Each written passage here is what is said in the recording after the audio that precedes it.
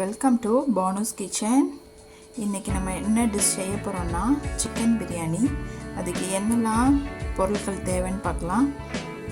வெங்காயம் 3, தக்காளி 4, பச்சை மிளகாய் 3, லெமன் 1, புதினா மல்லி, தயிர், இஞ்சி பூண்டு, நெய், 1/2 kg சிக்கன், பாஸ்மதி ரைஸ்.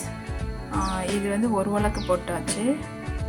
இது நல்லா வாஷ் பண்ணிவிட்டு ஒரு அரை மணி நேரம் ஊற வச்சாச்சு. அப்போ தான் உங்களுக்கு அந்த ரைஸ் நல்லா சாஃப்டாக கிடைக்கும். பட்டை, ஏலக்காய், கிராம்பு. இப்போ நம்ம ப்ரெஷர் குக்கரில் தான் செய்ய போகிறோம். சட்டியை காய வச்சாச்சு. எப்படி செய்யலாம்னு ஸ்டார்ட் பண்ணலாம். ஃபஸ்ட்டு நெய் ஊற்றிக்கோங்க. நெக்ஸ்ட்டு பட்டை, ஏலக்காய், கிராம்பு.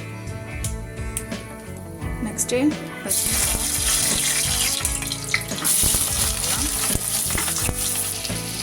வெங்காயம் போட்டதோட லைட்டாக சால்ட்டு சேர்த்துக்கோங்க. உங்களுக்கு சீக்கிரமாக வெந்து ப்ரௌனிஷ் ஆயிரும். வெங்காயம் நல்லா ப்ரௌனிஷாக வந்துருச்சு. இது கூட நம்ம தக்காளி சேர்த்துக்கலாம். ஜிஞ்சர் கார்லிக் பேஸ்ட் 2 ஸ்பூன் சேர்த்துக்கலாம். தக்காளி நல்லா மசிஞ்சு வெந்துக்கிட்டு இருக்கு. இது கூட புதினா மல்லியை சேர்த்துக்கலாம். இதுக்கப்புறம் மசாலாஸ்லாம் ஆட் பண்ணிக்கலாம். Chilli powder 1 spoon, coriander powder 1 spoon, garam masala 1 spoon, மஞ்சத்தூள் கொஞ்சம். இது கூட கர்ட் ஆட் பண்ணிக்கலாம். நல்லா மசாலாஸ்லாம் வெந்து வந்துருச்சு. இது கூட சிக்கன் ஆட் பண்ணிக்கலாம். இதில் ஒரு உலக்கு அரிசி ஊற வச்சுருக்கோம். நல்லா ஊறினனால நீங்கள் எதில் அரிசி எடுக்கிறீங்களோ அதுலேயே 1.5 உலக்கு தண்ணி ஊற்றணும். அதாவது இதில் 1 உலக்கு ஊற்றினா 1 உலக்கு அரிசியில் 1.5 உலக்கு தண்ணி ஊற்றணும். தண்ணி கரெக்டாக அளந்து ஊற்றியாச்சு.